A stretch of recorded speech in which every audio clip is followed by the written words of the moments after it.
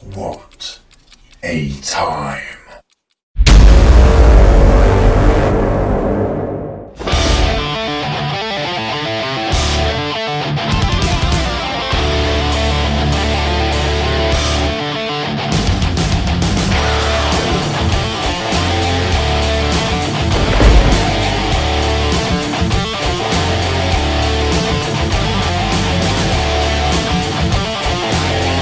Lining up those golden guns. Look at this. There they are. Look at the power between the two. Like that, vibrating. It's the golden streak. Baby. We're back in the Nando's Arena, Putney. That's right. This time to discuss this past week. Yes. In pro wrestling. It's been a good one, hasn't it? It's been a good exciting week. It's been one of the best in recent history. Yeah. Quite easily, arguably. Yeah, Absolutely. And as we mentioned briefly a moment ago, we will kick off by discussing top of the table stuff. Yeah, you start. WWE Extreme Rules. Yeah, absolutely. And work our way to the bottom of the barrel with AEW. Fight for the fallen. Yeah. on that, they're not really delivering to all their hype yet. I'm just going to say that as an opener. That's it. As a precursor, you know, we are here for them. Yeah. We are living for it. Aren't we just? And there's been some great stuff. Best of all, I think, still stands to reason was the Rhodes Brothers match at Double or Nothing. Yeah. That really was, I think, the epitome of what we might hope for from AEW. Everything, isn't it? It was incredible. Brutality. It was so emotive, wasn't it? You know, gripping, really. So gripping. Like that would be down at the end of this year. That would be a candidate for one of the best matches of the year, I'm sure. So that's a big statement from AEW. But there's a lot else. That, not to say it's bad, some of it is. Some of it is. But much of it is just... It's middle of the road. Never mind, you know, it's good. And if you listen to... it's good, but so be it. Tony Khan, I don't know if you've heard his podcast with Stone Cold. Oh, I didn't go right through it. I caught bits of it. He's got lofty ambitions for them to be the best and constantly churn out the greatest pay-per-views ever. So far, he's done 2 very good pay-per-views. Yeah. You know, Double or Nothing, all in. Very good. Absolutely. But they weren't the best ever. No, absolutely not. You know, those were real hype. They were good. And we've had 2 since that were alright. They were alright. Alright. Yeah. And I think it goes back to their roster, which we've spoken about before. Yes. Their It's not roster, enough strength in frankly, depth. is the B team. B team. Go. Yeah. Anyway, as we described, We'll start with the because top. we've gone off on one. We have. Of course we have. That's what we do. Back to the manifesto. Oh, yes. The Extreme Rules have now also been added to manifesto. Our predictions went horribly wrong, but favourably so, in that nobody actually lost. Yes. In a way, we both lost, but we also both So won. therefore, today, we're on Wild Herb. Lemon and herb. None of this extreme hot bullshit, and it's just 1 chicken each. Just Wild one. herb rules, as you pointed out the other day, as I was adhering to. Absolutely. Showing up at every show that week. So yeah, going through the card, kicking off on the pre-show, we had Drew Gulak versus Tony Nese. The cruiserweight matches are always really good, aren't they? They're exciting. They're always really They are. good. They are.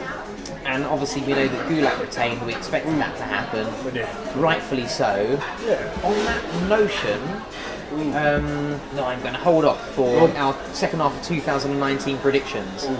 But I'm getting quite excited about where things are going with Drew Gulak. Yeah. But I think realistically we can just say, as always, it was a good match. It probably wasn't the best 205 title match we've seen on the pay-per-views. It was a good one. Yeah, great. Hello. Table number 17. Lovely. So one has sweet match and one has Perry clip. Sweet match. Yeah, please. There you go. Thank you very much. Cheers. Enjoy, buddy. Amazing. Thank you very much. Cheers. Right. Fantastic. Well, that's good timing, isn't it? Let the feast begin. As always. Feed us more. Feed us more. I'm gonna double dip. This stuff looks fantastic, doesn't it? Oh, I've got this my plate word. for bones, by the way. Oh, good call. Just to throw The boneyard. Yeah. Or should I say the the graveyard? boneyard dogs. Before we get there, Yes. Balor versus Nakamura. Very good match. Yeah. Arguably a shade not as good as their match days earlier on SmackDown, but they were both great matches, and most importantly, Nakamura. We have rebirthed Nakamura. He is with us once again, and that's really exciting, isn't it? And I'm here for it. Massively so. You know, we're right behind Renee and that conga line, aren't we? Absolutely. You know, that's a hell of again, going forward now, that really is something that whets the appetite and gives us a lot of excitement. You know, we've got so many mid-card with the potential to move even towards a Universal or a WWE title type wrestler now in the likes of Aleister Black, Cesaro, Nakamura, Finn Balor. And so Finn Balor and Nakamura, that was a nice little tidy feud. I think it didn't have a big build, but it was one of those ones that we were so excited to see the potential match between the two of them and the obvious reincarnation of Nakamura the moment he got that match against Balor on SmackDown days prior. But when we see him win, that was massive hype. And what a way! Now that is how you put on a kickoff pre-show. Is it not? AEW, take note. That is a buy-in for you. Yeah, Do you see that? Your fucking wastemen. If you wastemen Squad that is members. it. Wastemen squad. No, thank you. Nakamura versus Balor with an Intercontinental title change and a Cruiserweight Championship match of the highest order, as they always are, these athletes. And if you were watching that for free, as part of a buy-in, you're like, fuck me. If that was the buy-in, I want to watch the main event. I want to watch the main show. And do you know what? That's how we do it. That Nakamura Balor match set the scene for the rest of the show. Didn't it? A lot of Didn't it? title changes. Yeah, a lot of unexpected title because changes. we had that bit of bad booking. Brother Chris was scouting for NXT UK up in Wales, ahead of Takeover in Cardiff. Head of Cardiff, yeah. And after spending roughly 15 days straight driving back in traffic, slight exaggeration, but only a day or two. Only a day, yeah. Only a day or two's exaggeration. Commandeered by numerous sheep out on the roads and all sorts going on in traditional Welsh fashion. Absolutely. Straight through Pontypandy, the home of Fireman Sam, and eventually home. Well then, the poor brother Chris, he was knackered. Couldn't make it to the compound for Extreme Rules, so my level of hype actually was momentarily diminished. Gutted, we were both gutted. We were both, of course we were. And my only fear was not that I wouldn't enjoy the show, because Extreme Rules was booked to be magnificent. We knew it was going to be. But I worried, I thought, oh god.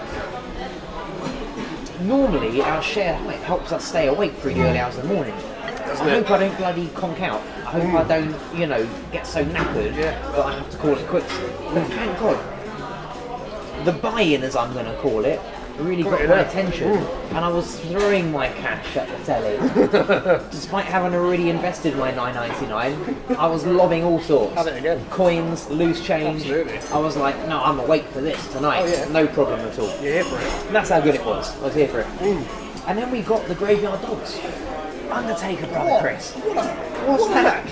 What a match! Now, you go back 10-15 years, and that's the sort of Undertaker we were seeing then. And since then, we've not seen it until now. He was going at a ferocious pace, was he not? Is it clear to suggest, and obviously I think, this was him redeeming himself after Sheik things up in Jeddah with Golden Bill, and this was it. I've never seen such a motivated Undertaker in years. We can go back. Yes, thank you very much. Thank you. Cheers. Yeah, we'd have to go back, way back before the Brock Lesnar losing the streak.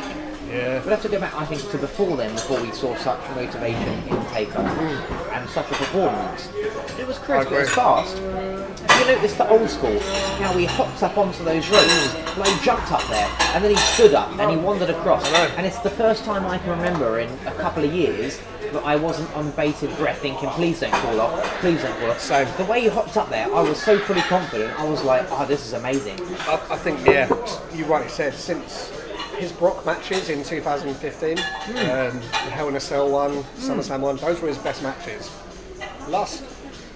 This past pay-per-view, that's right up there for me. They used him just about right. That's how you use him. That's how you use him. Positive. And as well as that, it was clever. Shane O'Mac was in a ring with him, and it went very well. Yeah. So there's no reason why you couldn't have booked something with Goldberg of that quality. No reason at all. Exactly. I think probably the enthusiasm and the motivation was low. B, it was too bloody hot out there. Too much, yeah. And C, whereas Shane O'Mac has been recently in training and practicing wrestling, Yeah. Golden Bill hasn't. Not at all. Golden Bill was booked at the last minute. It wasn't the way that he made his previous comeback, where No. he spent months Where he training went- and getting ready, Exactly, all in. knocking off the ring rust, as well as being physically prepared. This one was done at the last minute. Yeah. I don't blame Golden Bill. I was impressed by what he attempted, I was. as I was with Undertaker. Full marks to them. They're a pair of hard, tough bastards. Oh, yeah. Those two guys are amazing. They'll always be heroes. But sadly, it went the fucking way it did, and it was a bit dangerous, wasn't it? It was. For a number of reasons. You know. But my God, yeah, Undertaker, he done more than redeem himself. Oh. He made me think, wow, He made me want to what see might more. you do next? He made me want to see more, which I've not had that feeling for No. God knows. Every time It's recently I've always a seen novelty, him, isn't it? and I've been a bit like, just retire. And it could be the last time. You know. Yeah. You know, seeing him at Raw, Yeah. Raw after Mania was amazing. Wasn't it? And that, and again, giving Elias a quick 30-second beatdown, chokeslam, tombstone, Yeah. perfectly delivered, all very good. You can use him like that for years, bro. Yeah. As long as he remains strong enough to lift people up, and they help him out with that. It's a hell of a little show, isn't it? A quick segment, That's it. amazing, and you can get years more out of Undertaker than Oh. quick segments. Even if it just comes down to doing chokeslams alone, it'll still be remarkable. Oh, we still did it, yeah. So it works, doesn't it? Oh. You know, there's no more intimidating entrance and no more exhilarating entrance than an unstable one. So, Absolutely. Absolutely. yeah, absolutely right. Yeah. That was one of the biggest hype moments of the past week of what has been an extraordinary It week was. of pro wrestling. And I think Was seeing that kind of performance. that match is up there. One of my favourites in recent memory, purely because of the feel-good factor. Yeah. Because I felt good about the result, first of all, Big Dog, Roman Reigns got a good pop from the crowd. which I was like, thank God. At last you lot have woken up. I know. Because this guy's been amazing for years. Yeah, and look what he's gone through. Sod what you think, often foolishly, quite frankly, in my opinion, about VKM and WWE and those in the back. Because a lot of it's misreporting, false narrative, and Exactly. dirt sheet writers framing people with a certain agenda behind them. VKM, Lord and Saviour, won't hear anything otherwise. Well, it wouldn't be here without him. Absolutely, we'd have none of this, would we? None of it. Not a bit at all. So yeah. But finally, Big Dog. And also you do get the sense that he is, like recent reports are suggesting KO is, in that trusted circle where he's allowed to kind of do things his own way a little bit, Do what he wants. Yeah. Yeah. as of the unfortunate circumstances that he suffered a few months back. Exactly. Prior to that, I don't think he was in that circle. He was being top booked, Probably but had leeway, but not like John Cena level leeway. now he seems to be allowed to be a little bit more relaxed, a little bit more himself, which as we've seen, and many people have commented online, him being himself, showing his own personality, people really like him. This is it. Because he's a likeable guy. He is, yeah. Very likable. We've heard it from everyone in the back, haven't we, and how hard he works. And I like his moveset. I think he's got an exciting moveset. I love the Superman punch. I love the drive-by. I love his fly over the right. His spear's a good spear, isn't it? Oh my god, the fly over the rope. Yeah. How about that one? During the old wasn't graveyard it? dog's antic. Yeah. How about that Nearly spear? landed in the back. Oh my god. Oh, the spear that cut down Drew McIntyre. And what a good bit of camera work. Oh, with Drew that was- rising at the back behind Taker. That's an interesting proposition, that, isn't That it? was finally WWE got into the movie business at that moment. Yeah. You know? Yeah, that was Yeah, great. essentially it was just an amazing match. Yeah. Full marks to everyone there. Yeah. I don't think there's anything else left to say on that. Oh, That there's was not. very well done. Big Dog's cousins, the Usos revival. Yeah. Pretty much what it says in the tin, wasn't As we it? expected. Guaranteed going to be good. Yeah. It just depends how they want to book it, storyline wise and finish wise. Exactly. It was good, wasn't it? Yeah, it was good. And I think they're just two of the best tag teams in the world. You kind of think top guy stuff, Top guy things. Uso Penitentiary. Enough said. You want to win it? Yeah. Fucking amazing. No more needs to be said, really. That was it. Gary Neville of professional wrestling with a bit more excitement attached. Aleister Black. And who picked a fight of him? Swiss Superman, Swiss Cyborg, Cesaro. What a match. In describing the Extreme Rules match, we may as well also talk about their match this week on. Was it on Raw or was it on SmackDown? I think it was on. Was it SmackDown? I think it was on SmackDown. Yeah. Yeah. Yeah. again. Frankly, they were both excellent, and the pay-per-view one was a pay-per-view match, and the SmackDown one was a weekly television match. Yeah. Of the highest standard. And with Black, they've got someone, they could build a whole company around him. Oh my word, he is legit, isn't he? So He's legit, great look. You know, he can talk if he needs to. He doesn't really need to. He clearly appeals to a wider audience. He looks threatening without having to be the biggest guy. Yeah, he's not the biggest or most shredded by any means. But he does, and it's not just the tattoos either, he does have a physique, and he moves in a certain fashion. You know, he looks strong, he looks powerful. That's the key. In his striking, it just generally looks really potent, doesn't it? It's like when Nakamura does a good bit of striking. Oh yeah. He looks a bit of a weed. Yeah. His technique, the art of what he can do, Makes you go, oh shit. and then you add on top of that his charisma and his peculiarness, and you just gotta love the guy when he's doing all that. When he's there, Not these past couple of years, but when he's doing all that, top stuff. Exactly. You know, you could get Nakamura Black. Oh my word, that'd be a match. I'll be a match. Nakamura, Cesaro, get them all in a match, all three going wild. That'd be great, wouldn't it? The striking, and then Cesaro. Well, he's just one of the finest professional wrestlers in the world, isn't he? I'm enjoying his little Proven singles time and time again. renaissance. Yeah. And he's so damn good. This is kind of in many ways the measure of somebody being that damn good. He's one of the only people out there in all the world that doesn't need to win. Yeah. Samoa Joe's similar, although I would actually prefer it if Samoa Joe did win a bit more, and remarkably he did beat Finn in a very clever way this week, because we had him roll up Finn. Yeah. It was one of those, that can happen. Yeah. And it doesn't make anyone look bad. Everyone's good. It was far too quick. You know, we've seen it happen to Joe many times before. He doesn't look bad. Now it's happened to Finn. Happens to Big Banter Baron all the time. So it kept Finn strong. But you know, it kept Finn strong. It put over Joe. He beats him down. That's a big win. Yeah. Especially coming off the back of a defeat. He's still a big man. So it immediately puts Samoa Joe back in, you know, the title picture, that kind of thing. Yeah. Or keeping him within that kind of credibility. Yeah, Joe's your man. You can put in any title scene. He legitimises any title picture he's in. We seem to have transitioned onto Joe, and therefore Joe versus Kofi. Yeah. Again, a bit disappointed that Joe didn't win because we like Joe. We really wanted that, and it felt like it was due. But I'll tell you what, I felt that is the most happy I've been with Kofi as a champion today. I felt as though it legitimised him as a champion in a way that I have not personally experienced before then. That's thanks to Samoa Joe's doing.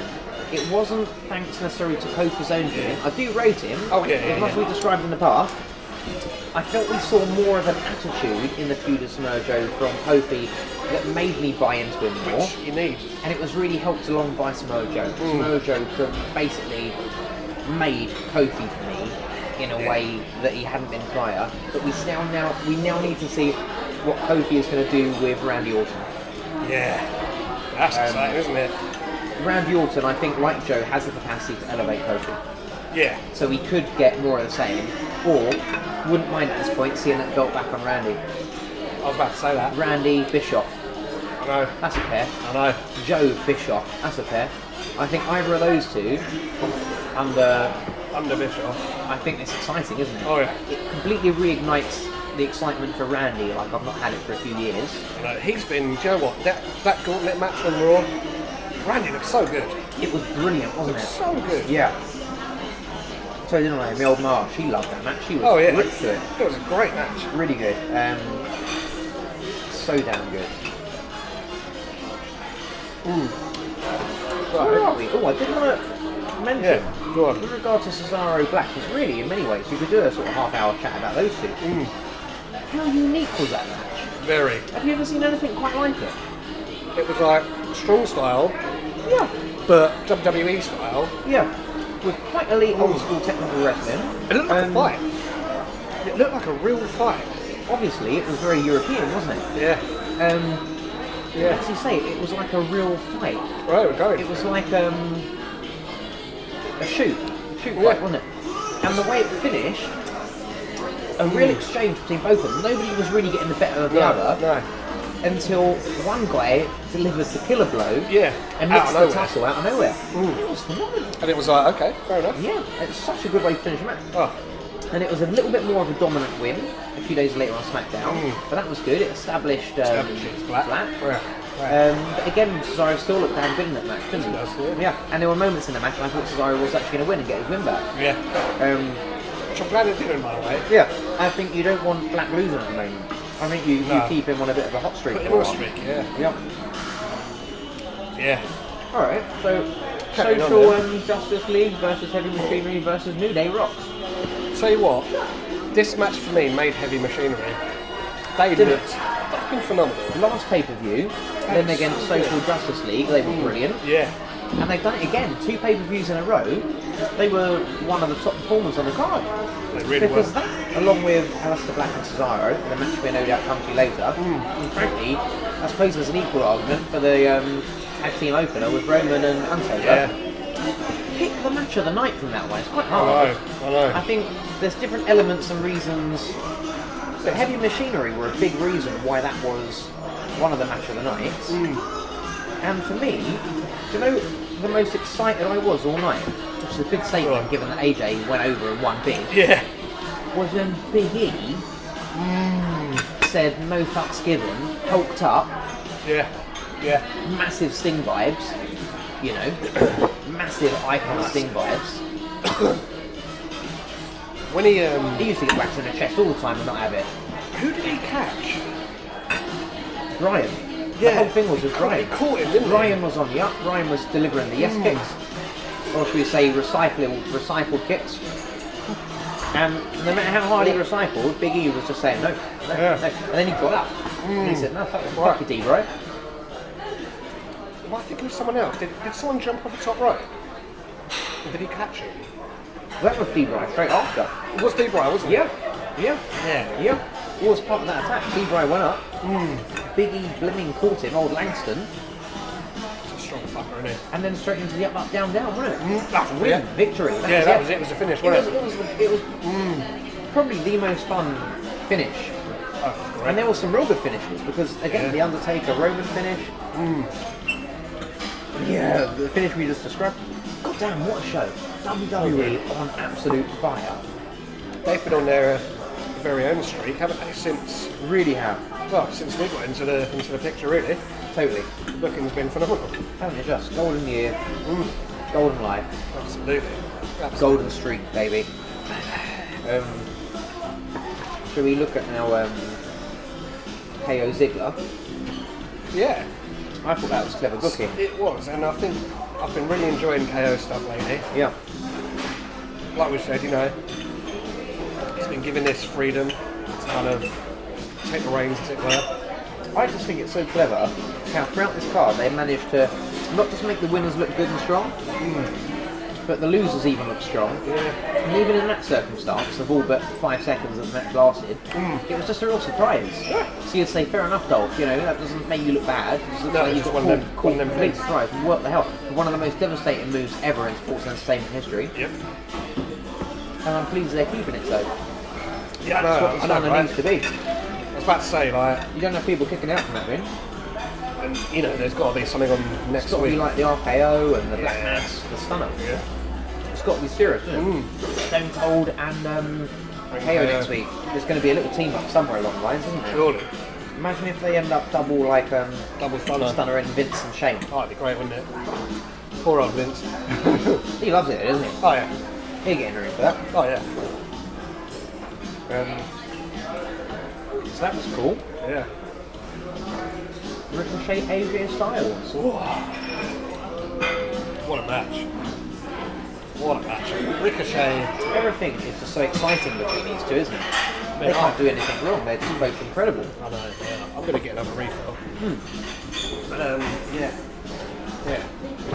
It's the type of feud you could watch for the whole year, couldn't you? They could have a lengthy series and keep it interesting, particularly by interjecting others like the Club and whoever might end up backing up Ricochet at some point. Exactly. They just produce such quality. I think in many ways we're seeing yet again the best of AJ Styles thanks to Ricochet, and we're most certainly seeing the best of Ricochet thanks to AJ Styles. Yeah, this is It's basically Ricochet's coming out party. Doesn't this really show how good Ricochet is already? Yeah. Because we know AJ is. AJ is probably the best wrestler in the world. I think so, yeah. I think so. Both at making somebody else and at believably being the big guy himself. Yeah. And he's just so celebrated, isn't he, within, you know, pro wrestling fandom. Everybody appreciates him. Oh, yeah. I don't think there's ever much of a divided opinion that the guy is just remarkable. Absolutely. Absolutely. And has been for a number of years. Yeah, it says it all, doesn't it? But now Ricochet is being kind of groomed as the next guy. He is, and I'm all about that because Which is exciting. there's probably no better choice to follow somebody like AJ Styles. And he's like, it's Kind of like the evolution of AJ Styles in a way. he's like your kind of Rey Mysterio figure. Like the kids are going to love him. Yeah. Oh, he's got Hardcore fans everything. love him. Yeah. He's got all the makings of a top face. And it'd be intriguing should he ever be heel. But he is naturally such a great face. White meat And baby face. again, I think it's another one of those ones, unanimous. You'd be hard pressed to find somebody who thinks he's shit. They'd be an idiot. Yeah. There's not really an argument for it. No. You know, if you don't like his flippy style, you've got to appreciate he's really good at selling. Yeah. If you don't appreciate that, you've got to appreciate his striking ability. You know, there's so How much. good is he at selling? Right. He's literally like, These are the AJ best level. phenomenal forearms I've ever seen. Right. It's because the way AJ's delivering them, but on point, the way Ricochet is not just receiving them, but spinning out into the universe. On that note, I'm also going to point out that where we got a little bit of Randy Orton versus Kofi Kingston yeah. in a bit of fisticuffs and all that. You know that one move where Kofi goes up in the air and he clotheslines them? Oh yeah. It's a cool move, but what always pisses me off is nobody sells it well. Yeah. They're already throwing themselves back already before down. he even strikes. Yeah. Randy, that is the best I've ever seen anybody receive that move, ever. And when I saw that, I fell in love with the idea of those two feuding. I thought to myself, this is how you put Kofi over. Yeah. You give him. Because like Joe did, Randy. you've got somebody here. Joe was pretty good at receiving it, but not as good as Randy. Prior to Randy, I would have said Joe would have been the best I would have seen, but I still wasn't entirely happy with that. Yeah. I think everybody jumps back before he gets close enough to them. And I'm like, well, that's kind of Kind of defeats the point. destroyed my dispelling belief for a second. Exactly. Because I've seen you, you know, and then you want to almost place the argument to satisfy yourself, well, they saw it coming, so they're trying to make it not as bad on them. But then that takes away the effectiveness of the move, if they're making it a weaker move, they're kind of doing it as a defensive tactic. It raises more questions than it answers. Yeah. To put it. Quite frankly, Randy did not go down for the move until the move struck him. And it's the first fucking time I've ever seen that happen. Yeah. In a move that's been going on for years. Oh, yeah.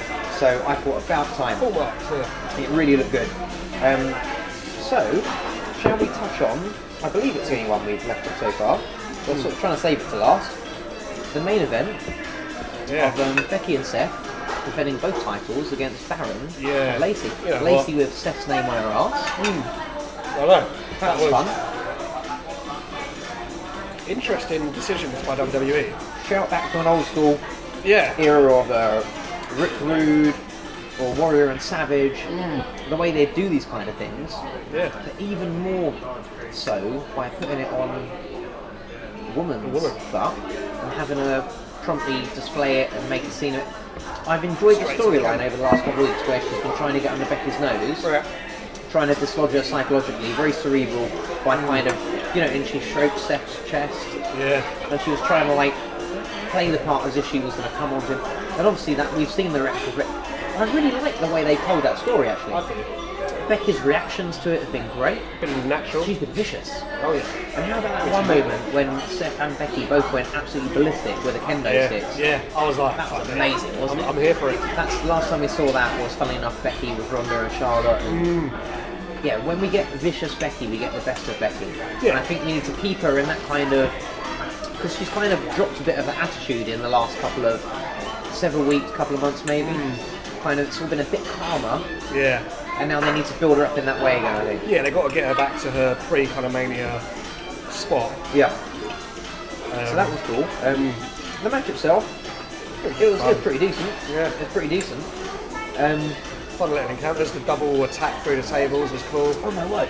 And You Baron know. Corbin Oh at the end of my days God. on Becky. And then goes to the camera. Quote me if I'm wrong. What are you going to do about it, you piece of shit? Yeah, that's what I thought. I was like, yeah. what? Why you pay that? That was one of the best things we've seen on a pay-per-view or TV for years. That's made Baron Corbin straight away. Yeah. And I saw a funny meme by which somebody had a little image up of Sting when he had the dump truck and Seth Rollins' statue. Oh yeah. And they were saying, this is WWE basically putting the PG era into the trash. Yeah. Bye-bye. Yeah. And that match in many ways, we've seen hints of it for weeks now. Yeah, we had Corey Graves say holy shit. Yeah, yeah. But that pay-per-view particularly, I think it was quite a corner turn. It did feel like we were getting ushered into a new era. Yeah, A little bit. yeah, absolutely. Well, in theory, Extreme Rules kind of marked a turning point, didn't it? A sign in the road that Yeah. said we're now going this way. Yeah. Oh, Yeah. And as we always say, I'm here for it. very fucking certainly. So, how about what happened next, brother Chris? 3 wild curve stomps. Seth went nuts. Also, like Becky, he is best when he goes nuts and gets a bit dislodged. Much better. Yeah. That's the best of Seth. So what happened next, brother Chris? Well, our Lord and Saviour Mark II, Brockleberry Lesnar. This is it. This is it. If Vince is the king, King Brock is- Arthur, Yeah, the Crown Prince, isn't he?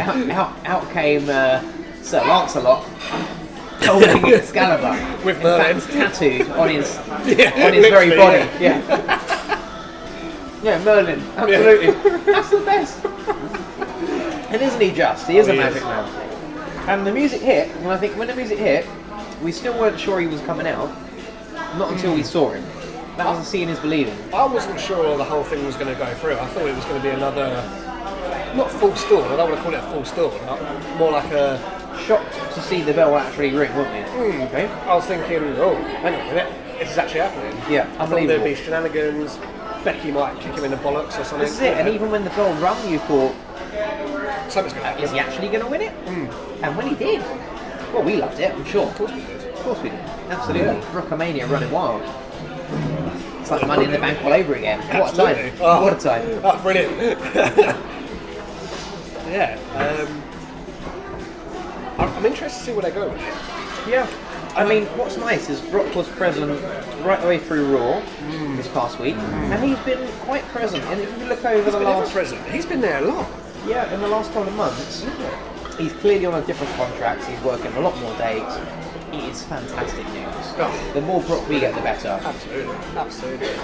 I wonder if there's a part of Seth and Brock that weren't happy with their Mania match. Oh yeah. Because it was short. It was a bit wham bam thank you man. Also, it played second fiddle to Becky. third fiddle to Becky and Kofi.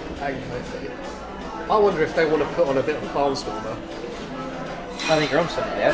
Like motivation was high in Undertaker, I think these two would be highly motivated for SummerSlam, and that will be the main event. Oh yeah, it will be. And right. Yeah, rightly so. Oh, we missed a match. What is this? It was a damn good one. What was it? The best, in my opinion, and this is going to be controversial because there's obviously some arguably better wrestlers that have put on such matches. But this, to me, is actually going to go down as my favourite last man standing match ever. Oh yeah. I loved it. I went nuts for it. You know what? Yeah. The ending, the going through the universe. Yeah. The thing is with It those was two, good. the feud kind of is never over. Because they're just absolutely legitimate beasts. It's almost like And it's believable for them to, albeit it has to be a bit staggered from time to time, legitimately recover from that kind of shit. yeah. In a way, say a Sami Zayn, he wouldn't want any more to do with them. Oh no. You know, most people wouldn't want any more to do with them. No. But these But two. Brock and Bobby, they're like, nah, sod that, I'm not losing. Yeah. I'm Brock coming and back. Bobby are just gonna. I'll do it again. Keep going. Yeah. They're gonna keep going. And they're wild. Oh, mate, it was great. You know, with those two, they're just so impressive. A, what they've achieved in their physiques, but also the athleticism that they are capable of whilst hefting around such body weight. Yeah, absolutely. They're remarkable. And it's a great little finish, Wasn't it? You know, it was very good fun with the merch. It's very like good fun out in the WWE. universe, and the finish was great. Yeah, it was very kind of just WWE mid-2000s fun. Wasn't it? Because some people would say it was great. It was silly that the ref was counting when he couldn't see them. Yeah. Well, we know what's going on. Yeah. And as far as being sports entertained, I can tell you, I was sat there going, and you could tell he was going to break through the wall. It was obvious what was going to happen. But it didn't diminish it at all. No, I was watching it going, yeah, do it, come through the wall. We knew. Come on. I was like that, fucking loving it every second. And when he come through the wall, I was so hyped for it. I was like, loving it. So damn good. I've actually, at this very moment, got it on continue watching. I'm at the start of that match, where I've got it. It took me forever to fast forward and find the bloody thing. You know what networks like? Sometimes it won't let you fast forward or rewind for some reason. It keeps getting stuck in a point. Well, I've got it already lined up at the start of the match because from that entire show, that's the match I'm most keen on watching again. I'm going to watch it again, and it's weird because I wouldn't say it was my favourite match. No. But I kind of feel as though I want to analyse it more. Yeah, I want to kind of revisit. Because it was constant surprise after surprise after surprise. Like, holy shit, I can't believe that just happened. Holy shit, I can't believe it just happened. So that's the one that in many ways I remember thoroughly enjoying it, but consequently I think I was in such shock throughout that I kind of can't remember it. So I'm like, I want to actually watch it again now. Yeah, there's a lot of... It was a busy match. I need to absorb it more. It's very busy. Yeah, I mean, right near the start when Lashley speared Brock around the ring. That was awesome. Oh no. Yeah. Fucking ridiculous. A pair of fucking freight trains, aren't they? And then when Dawn was running around the thing, and then he got hit by a spear, I was like, oh. So, I'll tell you what, we should, to sum up this week in professional wrestling, discuss the other things. I mean, we've obviously touched a bit on Raw and SmackDown, most importantly. Well, I think the big things to talk about is fucking Bray Wyatt. Yes. Oh my god. Above all else, that is the key point to take. That's the one, isn't it? Because it's finally happened. He has debuted, he is here. Hell of a debut. Mate, very clever how they took the title off of Finn. He now doesn't need it, not in this feud. Doesn't need to. He could potentially be going missing for a bit. I'm going to give you my booking for this. I'm going to lay it out there. So, as we know, SummerSlam is where the Demon likes to come out every time, without fail almost. I wonder, are they going to give Bray a massive run? Having beaten the Demon. Beaten the Demon. First one. I think so. I think he's going to kind of call it Yeah. Finn's affliction, Finn's illness. He's used that word. He has. And he's going to cure him of his illness. He's going to get rid of the demon. That's what he's going to say, I reckon. And as we know, Finn's going away for it. I'm getting shivers. Oh. I think he's engaged, so that will could be part of it. Yeah, he's going away. Nothing suspicious. Wonderful stuff. No, he'll be back. And it's a perfect time to write him out.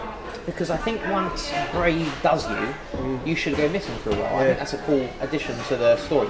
And also, who's to say then that he can't come back in the future and somehow that demon is rekindled within him, slowly but surely. Ideally, the demon would probably be the ideal first guy, I would hope way into the future, could be a year or two, who eventually actually beats the Fiend. Yeah. You know? Because we could also have a play back and forth here by which Finn calls out Bray the Man, not the Fiend. And we get Firefly Funhouse Bray coming out. Yeah. You know, it'd be fucking hilarious, wouldn't it? It'd be super. There's magic to be made here. So much magic. Isn't it? So I think that might be the way they go. It'd be cool. There's so much, so much. That's going to be one of my predictions. Amazing. Lay that out. We're skipping sections here, but that's one of my predictions. But yeah. So Saints of the Week. We have that. I'm going to quickly hit on the fact that Matt Riddle, much like the Cesaro versus Aleister Black match, had an incredibly authentic, realistic shoot fight on NXT this week against that Brazilian Jiu-Jitsu guy, like Arturo someone. I really have to catch his name properly. It's one of those things where when someone's a bit fresh and it's a bizarre name, Sometimes it was like John Smith, I'd have called him already. But it's going to take me a minute. Yeah. But it was a great match, a really cool match. Riddle's amazing. There you have it. Have you seen NXT yet? I've not managed to watch it yet. So Dexter Lumis, the former Samuel Shaw from TNA. Oh my god. Back when I was so high on watching TNA, coming towards the end of the period when I kind of then eventually stopped watching it and come back to WWE, Yeah.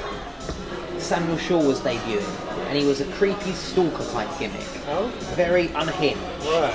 A bit like, kind of reminded me a bit of white supremacist in appearance, but not white supremacist. He wasn't a white supremacist. Yeah. He kind of looked that way, and he just wasn't right. Yeah. And he was a bit troubling.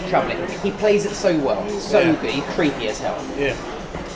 Anyway, I kind of didn't follow through on all of that because I don't know how his career panned out in TNA. I only know how it started, and it started out great. Yeah.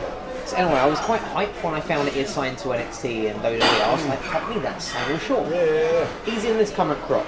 Dexter Lumis. Shall I spoil the match for you in terms of the way it went? Go ahead. He fought this guy Bronson Reed, Right. Australian strong style. Right. He's a big love. Yeah. Massive guy, like Samoa Joe, pretty bigger than Samoa Joe, big love. Bam Bam Bigelow style of wrestling, Samoa Joe. There's kind of, it's that kind of guy. Very athletic big guy, really, you know, his high flying move. Basically, long story short, this Bronson Reed won the match, which really put over his moveset and it put over his top rope belly splash. From a big guy. Dexter Lumis is fucking hench. He's bigger than I remember. He's put on a bit of size. Incredibly athletic. I'm getting well excited about this. Good. He somersaulted out the ring at one point. But the other guy got out of the way. Fucker landed on his feet, didn't he? Hit him some good elbows. He had a good moveset. But above all else, his character. Oh, I'm so excited for him. Oh, I'm so excited for him. I'm going to be watching this My tonight. TNA boys are coming through. These kind of obscure fellas. Obviously, there'll be loads of people out there that probably love them and know more about them than I do. This Samuel Shaw particularly. But you know how excited I am for Gunner, Jackson Riker. Jackson Riker, I love him. This guy, just the way his character is, that he's acting. I'm even more excited for that. You? So good. Would you say that you're here for it? Massively here for it. He's here for it. Shivers.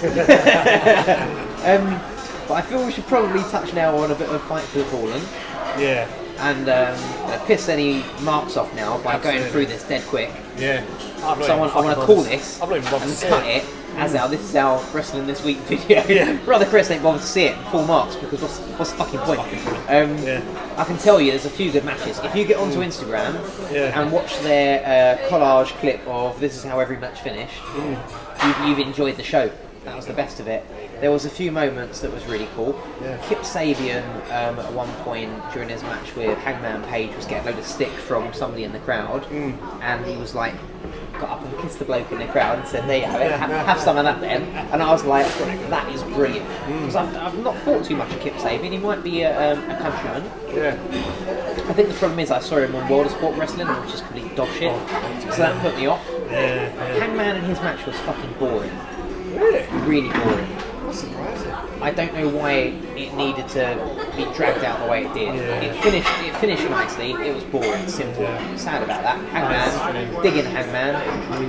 There you have it. Jericho attacks Hangman afterwards. That was cool. That was pretty cool. The only match I was really that bothered about was the Rhodes Brothers versus the Young Bucks. And you could almost fast forward through the first 10 minutes, actually, and then watch the rest, and the rest was brilliant. Really brilliant. Good story development. It carried things on with the Rhodes Brothers nicely. Good back and forth, nicking each other's moves. Cena Omega was good. It was just so obvious. The biggest problem I had about the show is I just knew who was going to win every fucking match. It's so obvious going in, and it's so obvious watching the matches, the way they planned out. There was no shock, there was no surprise. no matter how much people have complained about WWE, even going back a year, even going back 2 years, I found them in the last few years so much more unpredictable. Oh yeah. Which is what's really helped me get so enthusiastic about wrestling more than I've ever been in the last couple of years, especially this last year that I found Brother Chris. We've been able to enjoy it together. But it's so much more unpredictable. Fight for Fallen was incredibly predictable. I think if you had any grasp on current affairs in pro wrestling, because you knew what the future booking was going to be, and because of future booking, it's a bit like, for example, I knew Seema was going to beat Christopher Daniels at the last event, because you need to keep Seema strong for his following match with Kenny Omega, otherwise he's not believable fighting Kenny Omega. So that was obvious. And then it was obvious that Kenny Omega was going to beat Seema, because you've got to keep him strong for his match against Moxley coming up. Exactly. You're like, what's the point of this? They've put these little, you've got to call them sideshows, in the way. I don't really know why they've done it, because it's not really. If anything, it's just hurting their product. Absolutely. Because I think they'd have almost been better off doing Double or Nothing just before they launched television and then starting to develop stories. Exactly. In a way, it was a mistake and they've done it too soon. I agree. Because we want them to succeed and we believe they can succeed. But at the moment, I think they've actually started off with a great show and then a few wrong turns. So 1 out of 3. Yes. At the moment. Yeah, completely. When it comes down to it. You know, and if you if you count All In, they're 2 out of 4. If you like pro wrestling, you will no doubt find enjoyment in it. I've found enjoyment in it. But when you have to, if you're talking about it in a competitive nature, WWE's much better, NXT's much better. So if you're limited for time, as Brother Chris has been lately, you ain't seen it. And frankly, you've not missed anything. So never mind, move on to the next lot. I think the barometer I always use is my mum. Would I show it to my mum? NXT, most of the time, Well, that's Some of exciting WWE. that you just have to share it with non-wrestling fans. Exactly. And you can't help yourself. Whereas with AEW, I've not had anything that I've been like, oh, I've got to show this to mum. Even though Cody Rhodes, Rhodes Brothers was a great match, I didn't feel like I've got to show this to mum. So, they've got to do a lot, and I think they're going to struggle when it comes to weekly television. That shit ain't easy. Put it on pay-per-views. I mean, look at WWE. Pay-per-views, they look out of the park.